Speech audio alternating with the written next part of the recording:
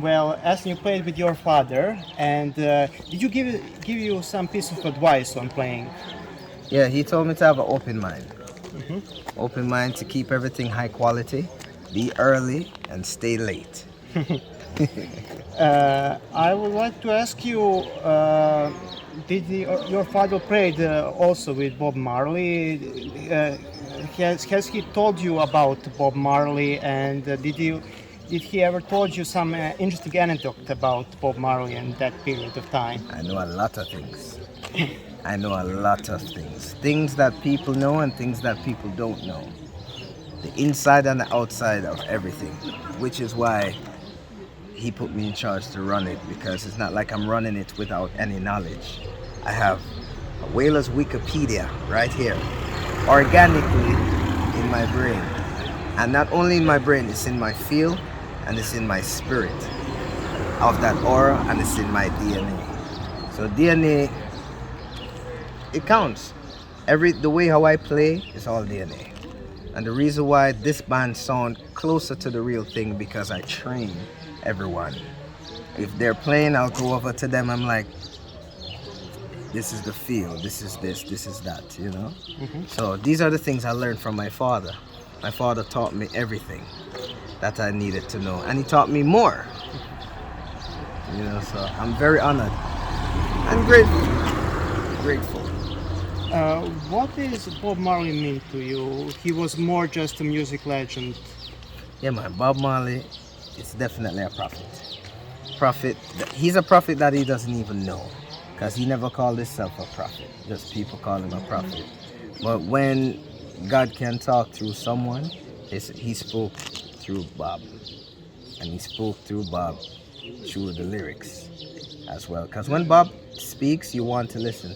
Even if he's saying something just as a jokeified something just to make people laugh, you still want to listen. But a lot of people would try to say the same words that Bob says and it comes out differently, and you don't want to listen. Many are called and few are chosen, and Bob is chosen. And the reason why I say he is chosen and not was, because he's still alive. The music playing, he's still alive with us. He never died. And what have you learned from Bob Marley's and Wailers songs in your life? Bob Marley and the Wailer song was a therapy for me growing up. I never got in trouble. There's a lot of things I've never done. And I've used the music to go through my whole life. The number one thing I do is life is one big road, lots of signs. But when you're riding through the ruts, don't complicate your mind. The song called Wake Up and Live. That's what I live by every day. You know, you have one love as well, which is bringing everyone together. But one love is one thing. But you have to understand there's always signs. You know, only your friends know your secret. Only they can reveal it. So you have to choose your friend wisely. Surround yourself around good people. Surround yourself around people that are successful in good. Because if you want to do good, you can't surround yourself around someone that's going to drag you down. You have to be around people that encourage, and you have to encourage.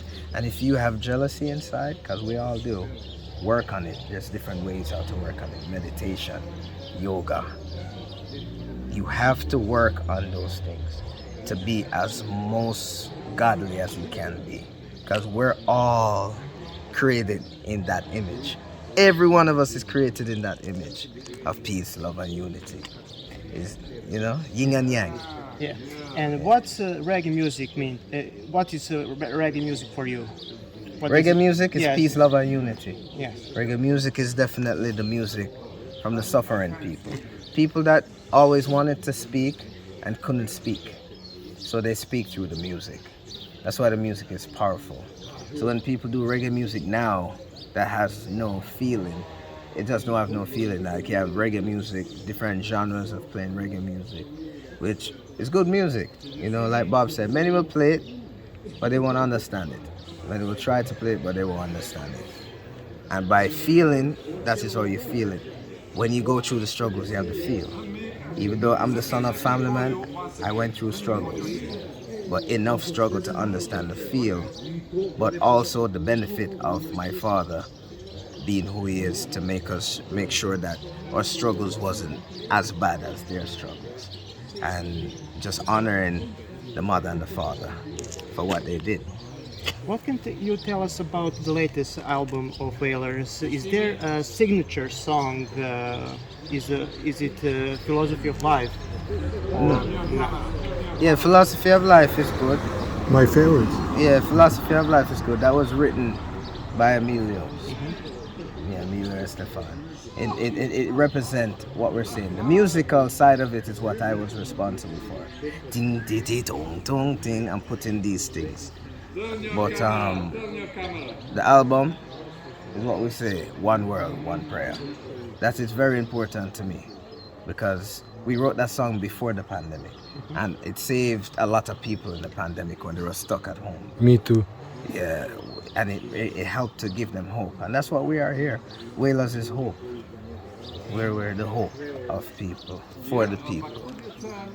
And one last question: what can fans expect from your group at the Belgrade gig? We're gonna come there with fire. It's gonna You come light from up the place. Trenchtown. Yeah, man. We come from Trenchtown. Yeah, man. We come from Trenchtown, Jamaica.